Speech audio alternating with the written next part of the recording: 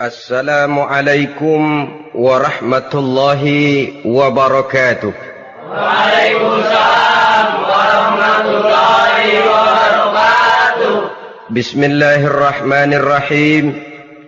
Alhamdulillahi rabbil alamin. Wassalatu wassalamu ala ashrafil anbiya'i wal mursalin wa ala alihi wa ashabihi al-mujahidin at-tahirin, amma ba'du. Bersabda Rasulullah sallallahu alaihi wasallam, "Iza sarratka hasanatuka wa sa'atka sayyi'atuka fa anta mu'min." Apabila perbuatanmu yang baik menyebabkan engkau bahagia, apabila perbuatanmu yang baik menyebabkan engkau gembira, dan perbuatanmu yang jahat menyebabkan engkau jadi susah, itulah tanda bahwa di hatimu masih ada iman. Artinya, belum tentu orang yang berbuat baik merasa bahagia dengan kebaikan yang dikerjakannya. Dan tidak selamanya orang yang berbuat jahat sanggup menyesali perbuatan jahatnya. Oleh karenanya, apabila iman masih ada, apabila hati masih hidup, perbuatan yang baik menyebabkan orang gembira, perbuatan yang jahat menyebabkan orang susah dan gelisah hatinya. Ini mengandung pelajaran. Sekali kita berbuat baik, jangan sekali-kali menyesali kebaikan itu. Sebaliknya, satu kali kita melakukan kesalahan, hendaknya selalu menyesalinya. Kadang-kadang dalam kehidupan, karena orang tempat kita berbuat baik itu rupanya membalas air susu dengan air tuba, kita lalu menyesali kebaikan. Lahirlah kata-kata, "Nyesal saya nolong dia." Ibarat pepatah katanya, nolong anjing kejepit. Waktu kejepit setengah mati kita tolongin, begitu selesai dia dari kejepitnya malah kita digigitnya. Saudara hadirin yang saya muliakan, dalam kehidupan sehari-hari barangkali ini kena filsafat yang disebut dorong mobil mogok. Ketika mobil mogok setengah mati kita dorong, begitu mesin hidup ditinggalkannya kita di belakang. Sesungguhnya perbuatan kita yang baik tidak harus disesali. Karena disesali atau tidak, toh perbuatan itu sudah kita lakukan. Dan penyesalan atas segala kebaikan hanya akan mengurangi nilai pahala kebaikan itu sendiri. Berbahagialah apabila berbuat baik, walaupun orang yang kita melakukan kebaikan membalasnya dengan kejahatan. Menyesalah apabila berbuat kesalahan, apabila melakukan dosa, karena itu pertanda nilai iman yang masih hidup dalam jiwa kita. Saudara-saudara kaum muslimin yang berbahagia, jadi sungguh pun pahala dan dosa sesuatu yang abstrak, efeknya jelas dia mendatangkan kebahagiaan atau membawa kepada kegelisahan batin di dalam kehidupan manusia. Orang di zaman materialis kurang terangsang berbuat pahala dan terdorong melakukan dosa. Kenapa? Karena pahala tidak kelihatan, dosa tidak nampak. Kalau pahala kelihatan, barangkali nggak kuat kita mikul pahala. Kalau dosa benjol, umpama tiap bikin dosa palanya benjol, barangkali sudah nggak karu-karuan kepala kita. Baik pahala, baik dosa, sesuatu yang tidak nampak oleh pandangan mata zahir, tapi yang punya efek dalam kehidupan ini. Orang yang banyak pahalanya dengan orang yang banyak dosanya, kalau dia berjalan barangkali sulit kita membedakan. Tapi efeknya dalam kehidupan ini jelas adanya. Sesuatu yang bernama pahala kita perlukan, karena hidup tidak berhenti hingga di sini. Sesuatu yang bernama dosa harus kita hindarkan, karena ada kelanjutan sesudah hidup yang sekarang ini. Kehidupan dari satu pertanggungan jawab. Itu sebabnya Imam Ghazali dalam bahasa yang indah sekali berpesan, "Jaddidis safinah fa innal bahra amiq wa khuziz zad fa innas safara ba'id." Perbarui selalu kapalmu, rawat, jaga baik-baik, dandani kapalmu, fa innal bahra amiq, karena sesungguhnya lautan ini sangat dalam. Satu bahasa yang indah dari tamsil terhadap kehidupan. Perbaiki kapalmu karena lautan ini sangat dalam. Artinya, jaga baik-baik hatimu. Pelihara iman dan keyakinanmu, karena hidup ini bagaikan gelombang lautan. Tempo-tempo air tenang, tempo-tempo ombak menggila dan menggunung. Jaga iman baik-baik karena hidup penuh dengan cobaan dan ujian. Itu maksudnya. Wa khuziz zad fa inna safara ba'id. Dan bawa bekal yang banyak karena perjalanan hidup ini sangat panjang. Perjalanan ini sangat jauh. Kita kalau pergi keluar kota tentu saja membawa bekal. Makin jauh kota yang akan kita tuju, makin banyak bekal yang harus kita bawa. Alangkah sengsaranya manusia apabila dia akan pergi ke satu kota yang jauh, modalnya cuma nekat. Bagaimana nanti di sana sajalah. Tidak membawa bekal sebagaimana yang sewajarnya. Hal yang semacam ini senangnya sih belum tentu, keblangsak dan susahnya sudah kebayang. Itu dalam kehidupan di dunia ini. Bagaimana kalau sudah bicara tentang kehidupan yang akan datang? Karena sesungguhnya hidup ini merupakan satu perjalanan yang sangat panjang. Sejak kita tinggal di alam arwah, pada saat jasad belum lagi diciptakan Allah, ruh sudah diciptakannya lebih dahulu. Sampai kemudian kita pindah ke alam rahim, alam kandungan ibu. Untuk kemudian berpindah kepada kehidupan dunia. Dari dunia ini kita pindah ke alam barzakh. Di sana tinggal kita 100 tahun mungkin, 100.000 tahun mungkin, 1 juta tahun mungkin, menunggu saat datangnya kiamat. Lalu dari alam barzakh pindah kita ke alam akhirat. Satu perjalanan yang sangat panjang. Alangkah malangnya, alangkah sengsaranya jika tahu kita begitu panjangnya perjalanan hidup ini, tidak ada bekal yang kita bawa. Artinya kesengsaraan, kesulitan yang bertali-tali sudah jelas akan menimpa kita. Kalau pergi kita keluar kota membawa bekal uang, membawa bekal makanan, apa bekal yang mesti kita bawa? Apabila kita kembali ke alam barzakh, kembali ke alam kubur, berkumpul di padang mahsyar di akhirat nanti, nasi yang mau kita bawa? Uang yang mau kita bawa? Tentu tidak lagi. Karena kehidupan materialis selesai di atas liang lahat. Bila masuk kita ke liang lahat, disitulah pahala dan dosa memegang peranan yang sangat penting. Maka pada pertemuan malam ini, kita akan bicara tentang pahala dan dosa itu. Saudara-saudara kaum muslimin rahimakumullah. Yang dinamakan pahala, kata Imam Ali Al-Jurjani dalam kitab At-Ta'rifatnya, ma yastahiqqu bihi ar-rahmatu wal maghfiratu minallahi ta'ala.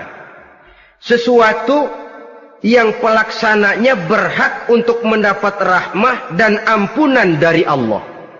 Dengan kata lain, nilai pahala adalah akibat dari perbuatan-perbuatan di dalam melaksanakan perintah dan anjuran yang ada di dalam kehidupan agama. Apabila perintah dan anjuran kita laksanakan, nilai pahala itu lalu datang. Nah, nilai pahala dalam Islam, menurut konsepsi Quran, Allah menjelaskan, man jaa bil hasanati falahu asyru amsalihha. Barang siapa yang datang membawa satu kebajikan, barang siapa yang melaksanakan satu kebaikan, maka dia akan mendapat balasan 10 kali dari kebaikan yang dikerjakannya. 10 kali ini pun masih dilipat gandakan dengan 7. 7 ini pun masih dikalikan 100. Dan itu pun masih ditambah dengan pernyataan, wallahu yudha'ifu liman yasha'. Allah masih akan melipat gandakan perbuatan baik seseorang yang dikehendakinya. Itulah nikmatnya dalam Islam. Tetapi sebaliknya, wa man jaa'a bisayyi'ati fala yujza illa mislaha. Barang siapa yang melakukan satu kejahatan, dia tidak akan mendapat balasan kecuali sesuai dengan kejahatan yang dikerjakannya. Alangkah rahman dan rahimnya Allah. Orang yang berbuat baik dibalas 10, dikali 7, dikali 100, masih dilipat gandakan pula. Tapi orang yang berbuat jahat tidak akan mendapat balasan kecuali sesuai dengan kejahatan yang dikerjakannya. Ini kan beda dengan sifat kita manusia. Kita ini kadang-kadang kalau dijitak membalasnya mukul. Tapi kalau orang berbuat baik kepada kita, kita enggan untuk berbuat baik kepada orang tadi. Allah tidak mengajarkan begitu. Satu kebaikan berbalas 10. Satu kejahatan berbalas dengan satu kejahatan. Maha Rahman dan Rahim Allah. Bahkan dalam Islam, niat berbuat baik saja mendapat pahala. Sedangkan niat berbuat jahat belum ditulis merupakan satu dosa sampai kejahatan itu dikerjakan oleh orang yang niat tadi. Umpamanya, saudara niat nanti malam giliran pengajian saya mau hadir di majelis taklim. Pas datang waktu malam hujan turun sangat lebat. Saudara berhalangan datang ke majelis taklim, saudara sudah mendapat pahala niat. Tapi saudara niat, nanti malam kalau turun hujan, saya mau bongkar rumahnya si fulan, saya mau curi seluruh harta bendanya. Ternyata malam saudara tidak mengerjakan perbuatan itu belum ditulis dosa sampai perbuatan itu benar-benar dikerjakan. Tapi lalu jangan macam-macam, kalau begitu niat aja yang baik biar nggak usah dikerjain. Niat aja pengen ngaji walaupun tidak ada niatan untuk ngaji. Allah lebih tahu tentang apa yang terdetik di dalam hati sanubari kita. Itulah sebabnya sangat dianjurkan orang untuk melakukan segala macam kebajikan. Dan dianjurkan orang menjauhkan segala macam bentuk kejahatan. Karena dia akan berefek melahirkan dosa dan pahala.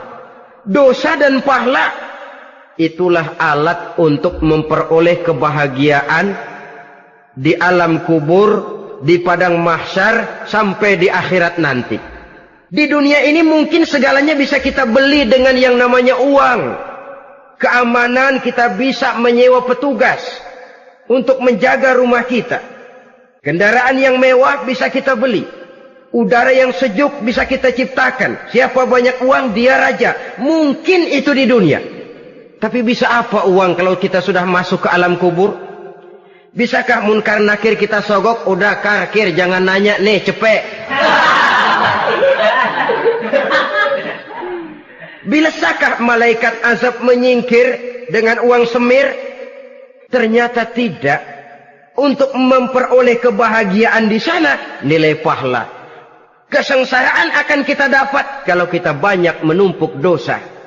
Oleh karena itu jangan beranggapan, pahala nggak kelihatan, dosa juga nggak kelihatan, biarin saja. Yang tidak kelihatan ini pada waktunya akan memegang peranan yang sangat penting. Tapi tidak cuma untuk menghadapi hidup di situ, kita lalu harus berbuat baik dan meninggalkan yang jahat. Terutama juga di dunia ini. Toh pepatah bilang gajah mati meninggalkan gading, harimau mati meninggalkan belang. Apa yang akan kita tinggalkan setelah kita mati? Kita ingin jasad kita boleh hancur terkubur tanah, tapi nama kita ingin hidup terus, dikenang orang 100, 1000, bahkan 1.000.000 tahun yang akan datang. Ditulis orang dengan tinta emas dalam sejarah, tercatat kita sebagai orang baik-baik. Saudara-saudara kaum muslimin rahimakumullah. Lalu perbuatan apa yang bisa mendatangkan pahala itu? Saudara-saudara, semua perbuatan yang diperintah dan dianjurkan oleh Allah, yang dikerjakan dengan ikhlas hanya untuk mencapai ridho Allah, mendatangkan pahala. Kadang-kadang menurut pendapat kita remeh, tapi nilainya di sisi Allah besar. Itu pahala. Menghitung pahala itu hak prerogatif Allah. Perbuatan yang ringan Allah mau berikan ganjaran yang besar, itu urusan Allah. Misalnya, kata Nabi, la tahkiranna minal ma'rufi syai'an. Jangan kamu menganggap remeh perbuatan baik walaupun kecil. Jangan merasa sulit melakukan perbuatan yang mengandung pahala. Bertemu dengan teman, muka kita cerah, berpahala. menyingkirkan duri di jalanan berpahala, menolong orang yang sesat, memberitahu orang yang bertanya berpahala. Tidak sulit kalau kita mau. Yang diperintah dan dianjurkan oleh agama itu perbuatan yang mengandung nilai-nilai pahala. Masalahnya cuma tinggal mau atau tidak dan dikerjakan dengan ikhlas. Bertemu teman mukanya cerah, pahala. Menyingkirkan duri di jalanan, pahala. Sedekah, pahala. Tidak berupa perbuatan, bisa berupa ucapan. Misalnya bersolawat, pahala. Bertasbih dan bertahmid, pahala. Kata Nabi, kalimatani khafifatani 'alal lisan, saqilatani fil mizan. Ada dua kalimat yang enteng di lidah tapi berat di timbangan akhirat nanti. Apa itu? Subhanallah walhamdulillah. Itu kan amalan yang ringan, perbuatan yang mudah saja, tapi nilainya demikian besar dalam pandangan Allah. Jadi pendeknya, perbuatan yang bernilai pahala adalah perintah dan anjuran agama yang dilaksanakan dengan ikhlas semata-mata untuk mencapai ridho Allah, itu mengandung pahala. Niat dasarnya itu harus karena Allah. Landasannya harus karena ikhlas. Bukan cuma sekedar basa-basi, tidak karena ingin dipuji orang, tidak karena mengharap tanda jasa, tapi ikhlas semata-mata. Dari perbuatan yang paling kecil dan mudah sekali sampai kepada amalan-amalan yang besar dan memerlukan biaya yang besar, seperti melaksanakan ibadah haji, seperti jihad fi sabilillah, membangun masjid, membangun pondok-pondok pesantren, membangun pusat-pusat kesehatan, membangun jalan-jalan umum, termasuk menjaga keamanan. Jangan dikira loh, siskamling umpamanya, menjaga keamanan kampung tidak berpahala. Kalau diniatkan ibadah, menjaga ketenangan warga supaya mereka tekun ibadah, ikhlas karena Allah, itu juga bernilai ibadah. Keluar kita dari rumah, pergi pagi, pulang sore, peras keringat, banting tulang cari nafkah buat menghidupi anak istri kita. Kalau diniatkan ibadah, melaksanakan kewajiban sebagai kepala rumah tangga, membantu orang tua sebagai anak, itu juga perbuatan-perbuatan yang mengandung pahala. Yang terbaik sesuai dengan bidang kehidupan kita. Ada orang yang dinamakan abid, ahli ibadah, pahala yang paling baik bagi dia banyak-banyak tahajud, sembahyang malam, wirid, zikir, tasbih. Ada yang dinamakan orang alim, pahala yang paling baik buat orang macam ini mengajar, menyebarkan ilmu, mendakwahkan Islam. Ada yang disebut wali, pejabat pemerintah, petugas. Amalan pahala yang paling baik buat orang semacam ini melayani masyarakat, bekerja di bidangnya sesuai dengan profesinya. Saudara hadirin yang saya hormati, jadi dengan demikian perbuatan-perbuatan yang mengandung nilai-nilai pahala ini bisa perbuatan yang menurut kita kecil namun punya nilai besar. Apalagi perbuatan besar dengan biaya yang besar, tentu makin besar juga pahala yang disediakan oleh Allah Subhanahu wa ta'ala. Oleh karenanya, kalau kita bercermin dari ayat Quran, hidup ini kesempatan untuk berbuat baik. Huwallazi khalaqal mauta wal hayata liyabluwakum ayyukum ahsanu amala. Dialah Allah, Tuhan yang telah memberikan hidup dan mati kepadamu untuk menguji kamu, siapa di antara kamu yang paling baik amal perbuatannya. Jadi tidak saya rinci, tapi cukuplah satu penjelasan global. Perbuatan yang berpahala adalah perbuatan melaksanakan perintah Allah atau anjuran Allah dengan dasar ikhlas, dengan tujuan untuk mencapai ridho Allah semata-mata. Lalu apa perbuatan yang mengakibatkan dosa itu? Saudara-saudara, dosa lahir akibat melakukan larangan Allah atau mengerjakan yang dicelaknya. Nah, para ulama ada yang membagi dosa itu menjadi dua bagian. Ada dosa-dosa kecil, ada dosa-dosa besar. Tetapi sebenarnya ditinjau dari segi hakikatnya, kalau sudah melakukan satu kesalahan yang mengakibatkan dosa, jangan dilihat besar dan kecilnya, tapi kepada siapa dosa itu kita kerjakan. Sebab kalau dosa kita anggap satu yang kecil, orang akan terangsang untuk mengerjakan yang kecil-kecil saja. Sehingga dengan demikian, yang kecil pun akan menjadi besar kalau ditumpuk-tumpuk. Sedangkan yang besar bisa saja menjadi kecil kalau selalu diiringi dengan permohonan ampun kepada Allah. Itu sebabnya para ulama sufi, orang-orang tasawuf mengatakan, la saghair ma'al istimrar wala kabair ma'al istighfar.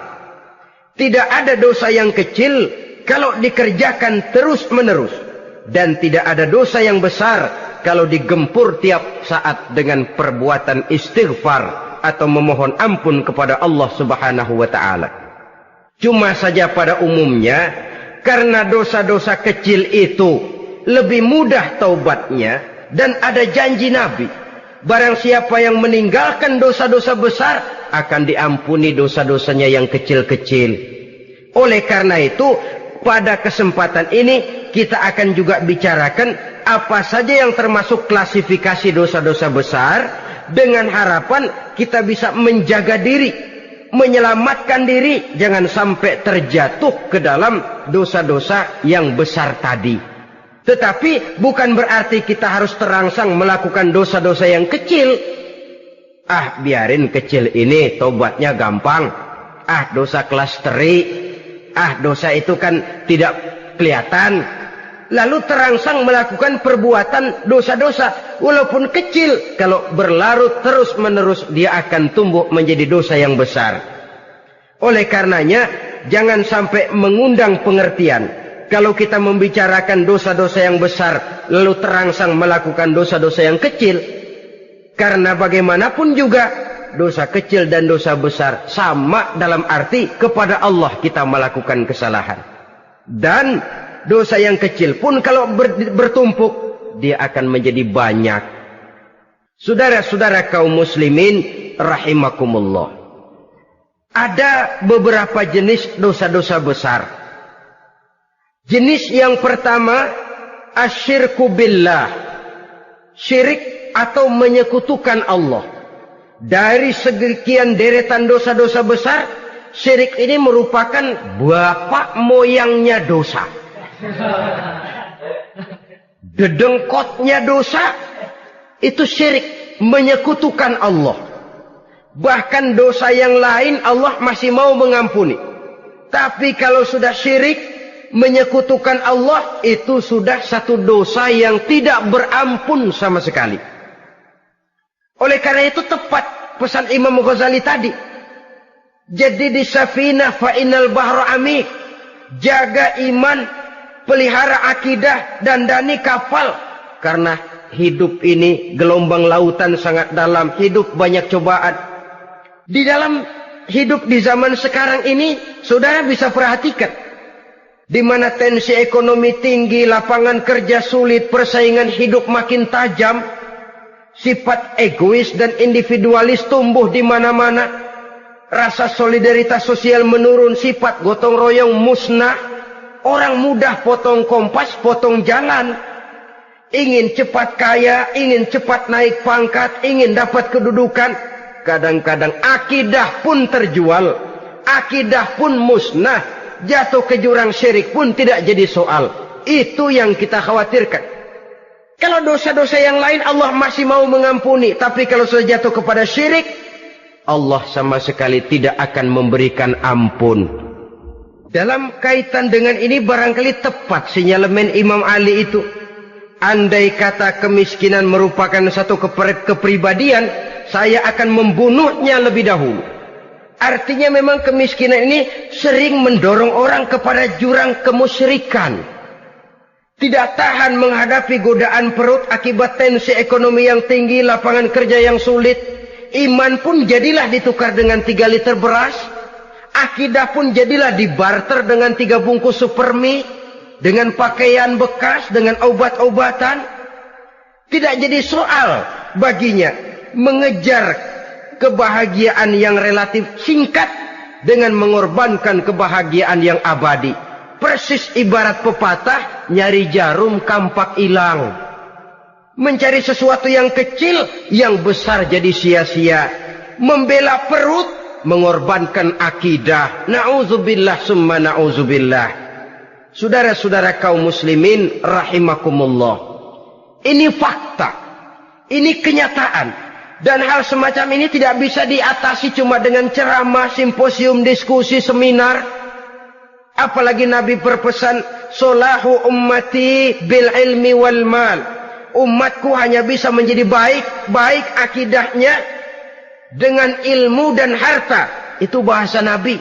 Kalau bahasa kita sekarang, dengan ekonomi dan pendidikan. Ilmu, pendidikan, ekonomi, harta. Tanpa itu sangat besar kemungkinan kita bisa menjual akidah terjerumus di lembah kemusyrikan. Maka terutama kepada saudara-saudara saya, muslimin yang terpencil jauh dari kota-kota besar, yang kadang dalam kehidupan seharinya imannya sering digoda oleh supermi, akidahnya sering ditantang oleh pembagian beras, pakaian-pakaian bekas, obat-obatan dan sebagainya. Jaga dan bentengi akidah kita. Lebih baik nyawa berpisah dari badan, asal iman jangan berpisah dari hati. Kepada adik-adik saya para remaja, para pemuda di kota-kota besar, yang iman dan akidahnya sering ditantang dengan minuman-minuman keras, fasilitas-fasilitas yang menghanyutkan, yang secara terarah dan praktis sedikit demi sedikit menggiring kita untuk keluar dari nilai-nilai akidah. Hati-hati, jaga baik-baik, sebab intan paling mahal, mutiara paling berharga, tidak lain nilai iman ini. Tergelincir kita daripadanya, jatuh ke lembah kemusyrikan, jatuh ke satu dosa yang teramat besar, yang Allah tidak akan pernah memberikan ampun lagi. Ini dosa besar yang pertama. Yang kedua, qatlun nafsi illa bil haq. Membunuh orang tanpa alasan yang benar. Di zaman kesulitan ekonomi kadang-kadang orang mudah nekat. Tengok saja. Kadang-kadang karena pasal uang 100-200 perak saja nyawa bisa melayang. Kadang-kadang karena urusan yang remeh, salah omong, salah ambil, salah ucap, salah pegang, nyawa bisa jadi melayang. Alangkah murahnya nyawa, seakan-akan kita yang punya. Padahal nyawa itu hak milik Allah. Tidak pantas kita merampasnya, tidak pantas kita menghilangkannya dari jasad seseorang. Oleh karenanya, membunuh orang merupakan satu dosa yang sangat besar.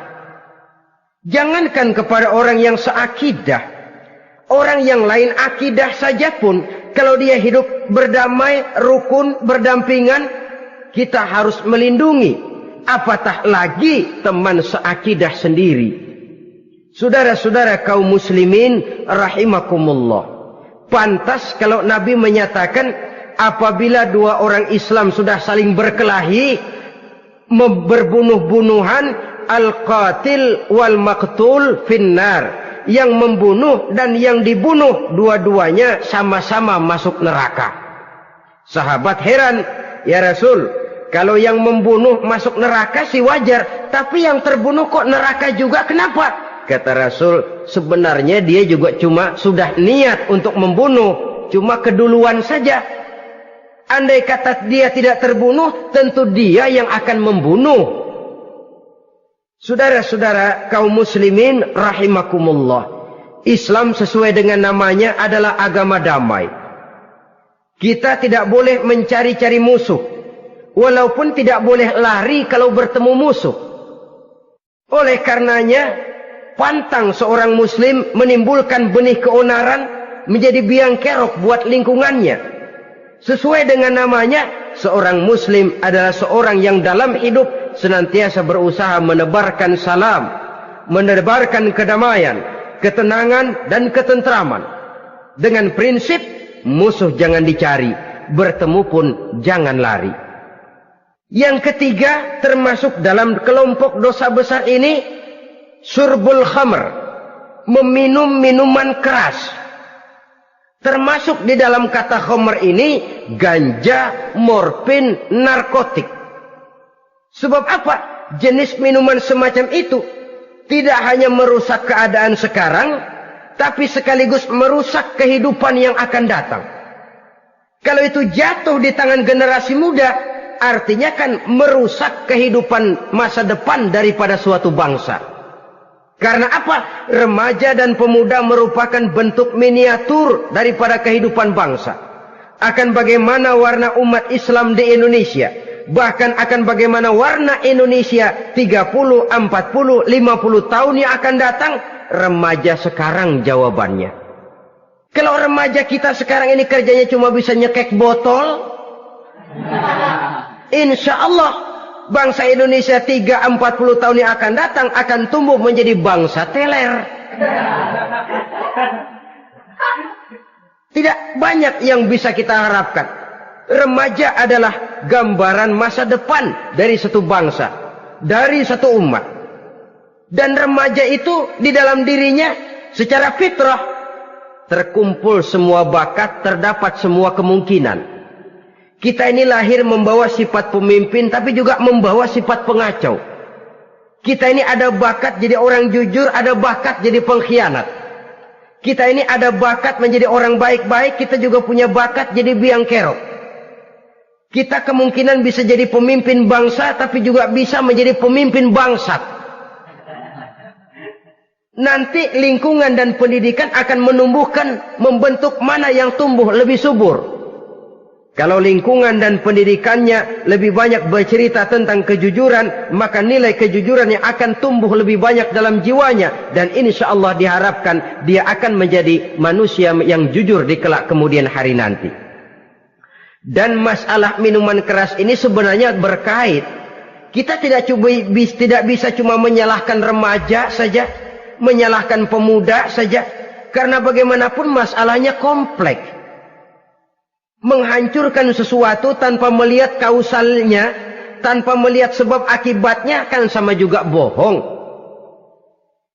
Kemungkinan karena broken home, kemungkinan karena pergaulan, kemungkinan karena kurang perhatian orang tua, kemungkinan karena akibat bacaan, tontonan, atau fasilitas berupa dibukanya pabrik-pabrik minuman keras, dijualnya minuman-minuman keras, di warung-warung yang remang-remang, yang memberikan kenikmatan, kebahagiaan, dan kebanggaan tersendiri, sehingga akhirnya orang terangsang untuk datang dan minum di sana. Pada dasarnya memang sepele, cuman minum, nggak ngerugiin orang lain kan? Iya, pada waktu minum. Tapi dikala sudah mabuk, out of control, apapun bisa kita lakukan. Yang kita ucapkan kita tidak sadari lagi, yang kita kerjakan tidak kita sadari lagi. Dikala itu segala macam kejahatan bukan sesuatu yang tidak mungkin untuk kita laksanakan. Nggak ngerugiin orang lain, memang pada saat mau minum. Tapi begitu minum, mabuk, kita bisa merugikan orang lain. Setidaknya merugikan diri sendiri. Pertumbuhan IQ menjadi lemah, semangat kehidupan hilang, gairah kerja menurun, kalau tidak ada sama sekali. Lalu apa yang bisa kita lakukan di dalam kehidupan? Dan akan lebih celaka kalau ini menimpa kehidupan generasi muda kita. Kadang-kadang yang ironi ya, kalau yang orang tuanya mampu barangkali masih tertolong, tapi yang orang tuanya kondisi ekonomi lemah masih kepengen teler juga. Orang tuanya nggak mampu masih pengen mabuk. Dari ganja, morfin nggak dapat, akhirnya kaleng cet diisepin. Yang penting kan bisa teler, mendatangkan satu kebahagiaan tersendiri. Itu sebabnya memang satu kejahatan menurut teori polisi ya hanya bisa terjadi karena faktor N dan K, niat dan kesempatan. Niat ada, kesempatan ada, jadi orang jahat. Kurang salah satunya, biasanya kejahatan terbendung. Niat ada, kesempatan tidak ada, sulit berbuat jahat. Kesempatan ada, niat tidak ada, tidak mungkin orang jahat. Tapi yang paling dominan sebenarnya niat. Kalau niat sudah kuat, kesempatan bisa dicari. Kesempatan bisa diciptakan. Biar Hansip nongkrong, ditungguin lengahnya. Iya biarin. Jam 11 sampai jam 2. Matanya melotot. Jam 3 dia mulai ngulet, ngempet. Nah, di saat itu saya masuk ke rumahnya. Kalau niat kuat, kesempatan bisa diciptakan. Dan kalau sudah niat, ini masalah hati. Kalau sudah masalah hati, menyangkut soal moral. Moral artinya sudah masuk kepada kehidupan agama.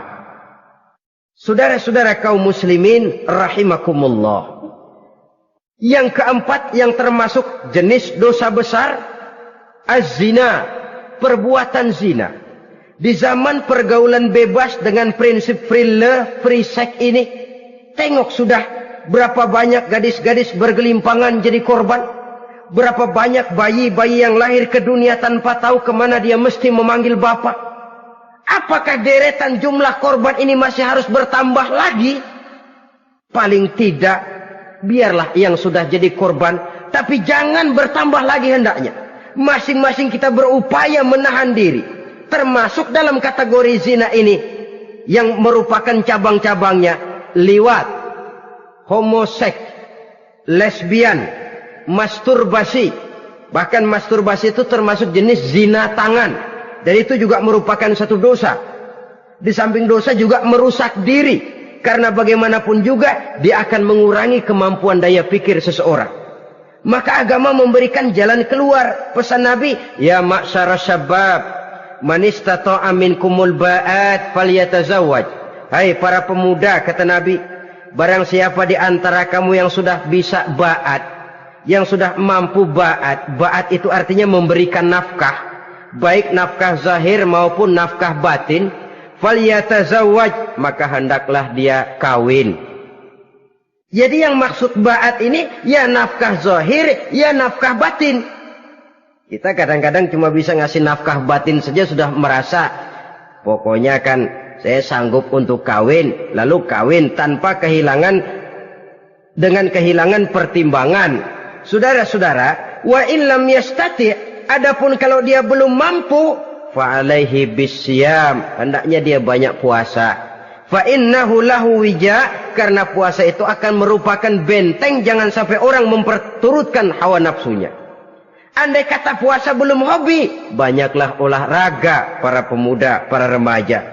Karena dengan olahraga, pemikiran untuk memperturutkan hawa nafsu agak sedikit terkendali dan energi tersalurkan dalam bentuk yang positif.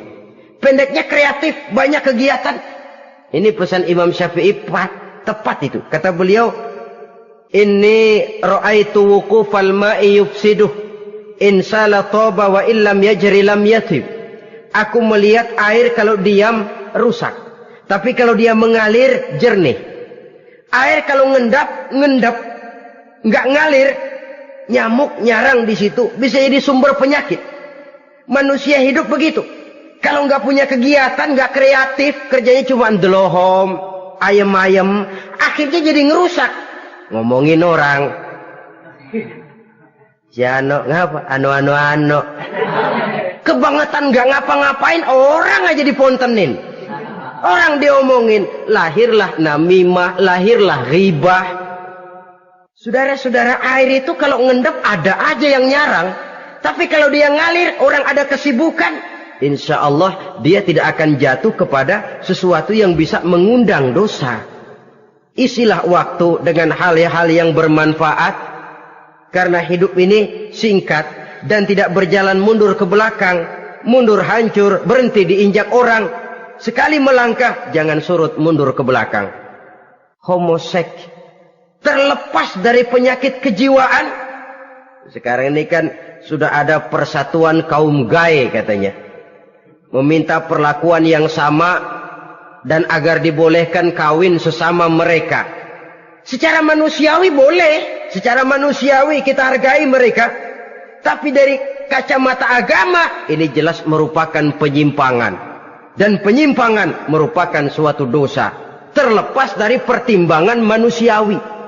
Jangan karena terlalu memperturutkan suara manusiawi, lalu kita mengesampingkan agama. Termasuk lesbian, wadon karo wadon. Kalau homo itu kan lanang karo lanang katanya. Saudara-saudara kaum muslimin rahimakumullah. Ini bukan penyakit baru. Liwat, homoseks sudah dikenal dari zamannya Nabi Lot. Laki dengan laki. Lesbian dari zaman istrinya Nabi Lot. Terlepas dari penyakit kejiwaan, dari segi agama, ini merupakan penyimpangan dan merupakan dosa yang besar. Yang kelima, yang termasuk jajaran dosa kelas kakap, qazful mu'minina wal mu'minat, menuduh orang mukmin yang baik-baik, laki atau perempuan, melakukan perbuatan zina sehingga hancur namanya di masyarakat. Ini merupakan satu perbuatan dosa yang sangat besar dan sangat dimurkai oleh Allah. Saudara-saudara kaum muslimin rahimakumullah. Oleh sebab itu tentang masalah ini, kalau memang tidak ada saksi, jangan sembarang kita enteng lidah menuduh orang lain berbuat zina, menuduh orang lain berbuat serong. Dosanya kelewat besar di dalam kehidupan. Karena apa? Mencari harga diri itu berat. Memelihara kehormatan diri jauh lebih berat. Satu kali orang dihancurkan namanya di masyarakat, dia akan terisolir jadinya.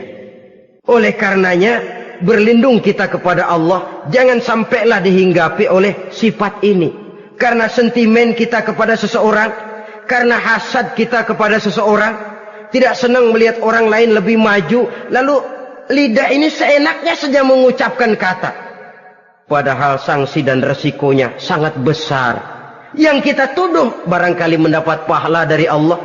Kita sendiri yang menuduh tanpa saksi, tanpa alasan yang benar, mendapat dosa yang sangat besar. Saudara-saudara, memang kadang-kadang aneh dalam hidup ini. Seorang pelacur biasanya bisa menjaga mulutnya di masyarakat. Kata-katanya baik, sopan. Kenapa? Karena mulut yang satu sudah tidak terjaga.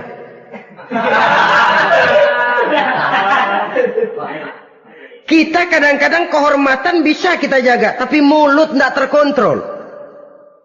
Ngomong saenake dhewe, bikin orang mangkel, kesal, fitnah sana, fitnah sini, menghancurkan nama baik orang, ngomongin yang macam-macam. Bagai-bagai macamlah caranya. Saudara-saudara kaum muslimin yang berbahagia. Jadi dengan demikian, menuduh orang lain berbuat zina, sedangkan orang itu tidak pernah melakukannya, ini termasuk satu dosa yang sangat besar di dalam kehidupan ini. Yang keenam, al-'aqu bil walidain, durhaka kepada ibu bapak.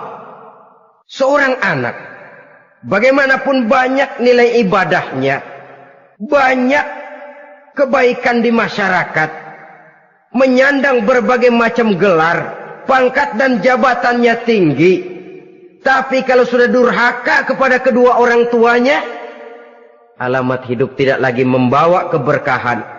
Dan itu dosa yang sangat besar. Sampai Nabi sabdakan, ridho Allah ada di dalam keridhaan ibu bapak. Murka Allah pun ada di dalam kemurkaan ibu dan bapak. Walaupun belum tentu setiap kita orang tua, tapi yang jelas setiap kita adalah anak. Dan setiap anak punya ibu dan bapak. Jangan sampai kacang lupa kepada kulitnya. Saudara-saudara kaum muslimin rahimakumullah. Durhaka kepada ibu bapak merupakan perbuatan yang sangat dimurkai oleh Allah. Apalagi ibu yang telah melahirkan kita, bahkan mengandung kita. Begitu juga bapak yang telah berusaha peras keringat banting tulang untuk mengasuh membesarkan kita. Tidak ada perbuatan baik yang kita lakukan untuk bisa menebus kebaikan daripada ibu dan bapak kita. Setidaknya kalau belum bisa berbuat baik kepadanya, kepada keduanya, janganlah menyakiti hati keduanya. Itu saja dulu yang harus dijaga. Kadang-kadang sudah berbuat baik enggak, nyakitin melulu. Sudah nyenangin belum bisa, saban sehari nyakitin saja. Padahal kedua orang tua itu doanya manjur, sebagaimana sumpahnya juga bisa jadi kenyataan. Dan sering bahkan menjadi kenyataan. Sampai ibu bapak sudah wafat, sudah meninggal sekalipun, kewajiban berbakti masih harus terus dilakukan oleh seorang anak. Lalu yang ketujuh, at-tawalli yaumaz zahfi, berpaling pada hari pertempuran. Orang sedang sibuk-sibuk menghadapi musuh, maksudnya berjuang membela agama ini, dia lari menyelamatkan diri. Pengecut, mental munafik. Ayo, kalau demi agama, mari kita maju ke depan. Allahu Akbar. Yang besar Allah, yang lain kecil semua. Maju. Orang lain maju serentak, dia mundur jauh ke belakang. Mental munafik, mental calo istilah sekarang ini. Oh, itu calo, mental calo. Tuhan gedek banget itu. Coba ya, calo itu paling sibuk nyuruh penumpang naik. Tapi sementara penumpang naik sampai ke tempat tujuan masing-masing, calonya nggak kemana-mana, diem aja di situ. Cuma orang aja disuruh naik. Saudara-saudara, kerja bakti, orang turun ke comberan, dia naik ke tempat tidur. Mundur di hari pertempuran, menyebabkan orang lain gugur, dia sendiri menyelamatkan diri. Mental pengecut, mental munafik, itu merupakan dosa yang sangat besar. Saudara-saudara kaum muslimin rahimakumullah.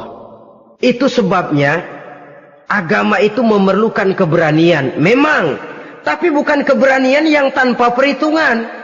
Sebab berani tanpa berhitung namanya berani babi. Kita berani kalau benar, kita harus takut kalau salah. Jangan dibalik. Salah berani, nekat namanya. Benar takut, pengecut namanya. Orang yang pengecut adalah orang yang takut membela kebenaran.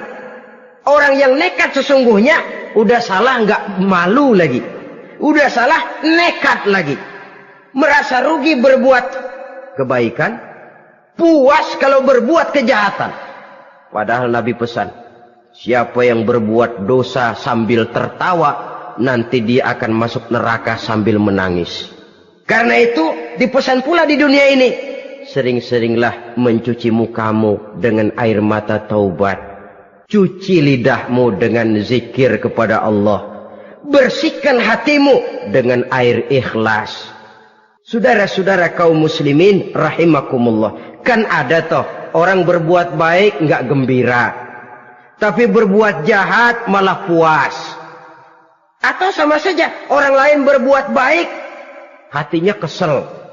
Orang lain berbuat jahat, dia malah mendukung. Atau orang lain tergelincir berbuat jahat, dia malah girang. Ini kan tidak objektif. Karena yang berbuat baik, orang yang dia keselin, dia nggak seneng. Tetapi karena yang berbuat jahat, orang yang dia senengin, dibenerin juga. Itu nggak objektif namanya. Mundur di hari pertempuran pada saat saudara-saudara kita sedang menghadapi musuh, sikap pengecut yang sangat dibenci Allah. Yang kedelapan, termasuk kelompok dosa besar, aklu malil yatim, makan harta anak yatim.